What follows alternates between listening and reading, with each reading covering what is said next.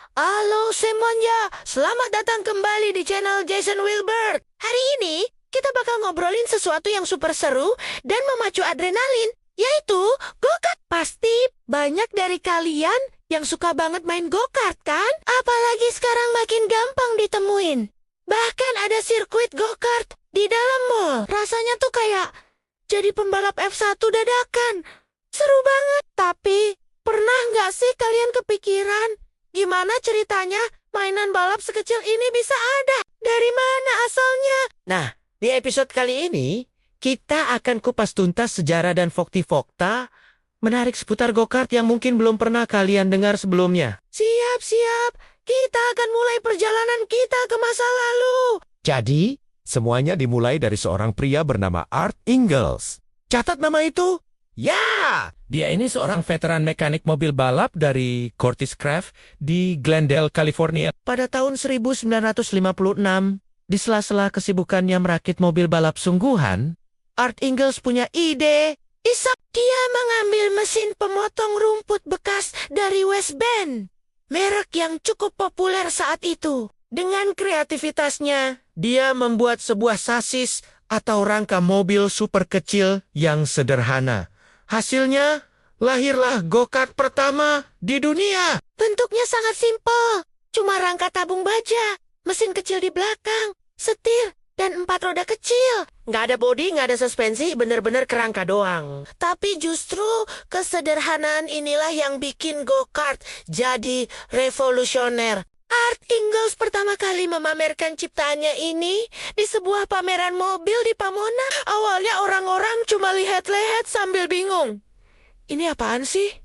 Mainan? Tapi begitu Art Ingalls menyalakan mesinnya dan mulai berkeliling di area parkir, semua mata langsung tertuju padanya. Sensasinya langsung meledak. Orang-orang terpesona melihat betapa lincah dan serunya kendaraan kecil ini. Melihat antusiasme yang luar biasa, seorang pengusaha cerdas bernama Dave Livingstone melihat peluang bisnis yang besar. Bersama Bill Rolls dan Roy Despro, mereka mendirikan Go-Kart Manufacturing Company. Mereka mulai memproduksi go-kart secara massal. Awalnya mereka menjualnya dalam bentuk kit, jadi pembeli harus merakitnya sendiri di rumah. Ini strategi yang jenius, karena harganya jadi lebih terjangkau dan memberikan kepuasan tersendiri bagi para pembelinya. Dalam waktu singkat, demam go-kart menyebar ke seluruh Amerika, lalu ke seluruh dunia. Dari sebuah proyek iseng di garasi, go-kart telah menjadi fenomena global. Nah, sekarang kita masuk ke fakta-fakta menariknya. Fakta pertama, go-kart sering disebut sebagai sekolah para pembalap profesional. Kenapa?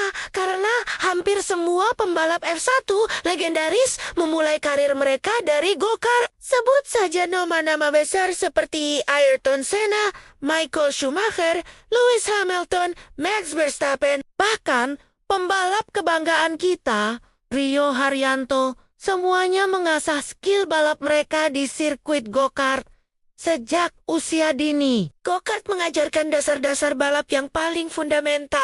Mulai dari cara mengendalikan mobil di kecepatan tinggi, mencari racing lane yang paling efisien, teknik mengerem yang tepat, sampai feeling terhadap grip ban. Karena go-kart nggak punya suspensi, pengemudi bisa merasakan setiap detail permukaan trek langsung melalui setir dan kursinya. Sensasi ini sangat penting untuk membangun intuisi seorang pembalap. Jadi, kalau kalian punya mimpi jadi pembalap, mulailah dari go-kart. Fakta kedua, kecepatan go-kart itu bisa bikin kaget. Lo jangan terkecoh sama ukurannya yang imut. Go-kart yang biasa kita mainkan di tempat rekreasi atau rental itu biasanya kecepatannya dibatasi demi keamanan. Mungkin sekitar 40-60 km per jam. Tapi, go-kart profesional atau yang disebut supercar, itu beda cerita. Superkart ini menggunakan mesin 2 tak berkapasitas 250 cm3 dan punya gearbox. Kecepatannya bisa mencapai lebih dari 260 km per jam. Gila kan? Bahkan akselerasi dari 0 ke 100 km per jam bisa lebih cepat dari beberapa mobil sport. Ini karena bobot go-kart yang sangat ringan. Membuat rasio tenaga terhadap beratnya jadi luar biasa. Fakta ketiga, ternyata ada banyak sekali jenis go-kart. Yang paling umum kita kenal adalah sprint kart, yang biasa dipakai di sirkuit pendek dan berliku. Lalu ada endurance kart yang dirancang untuk balapan ketahanan berjam-jam, bahkan sampai 24 jam non-stop. Ada juga oval kart yang khusus untuk balapan di trek oval.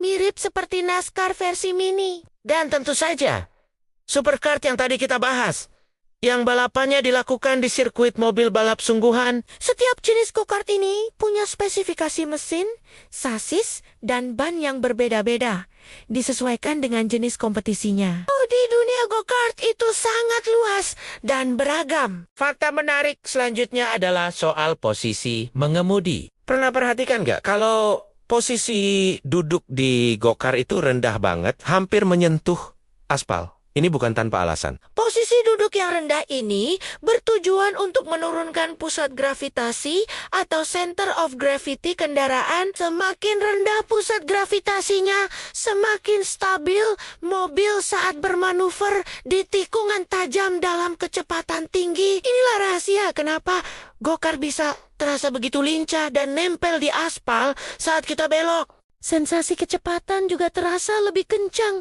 karena kita sangat dekat dengan permukaan trek.